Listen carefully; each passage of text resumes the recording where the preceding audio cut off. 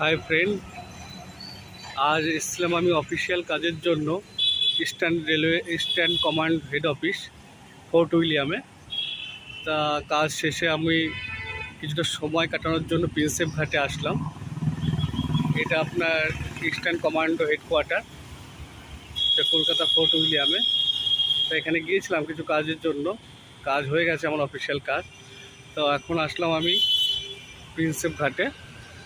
এই যে প্রিন্সেপ ঘাটের গার্ডেন, এই গার্ডেনে বসে সবাই আড্ডা মারে। বিকাল টাইম অনেক ভিড় হয়। তো আজকে বৃষ্টির দিন হওয়ার কারণে কেউই তেমন নেই, ফাঁকা ফাঁকা লাগছে। বসার সিটগুলো প্রায় ফাঁকাই।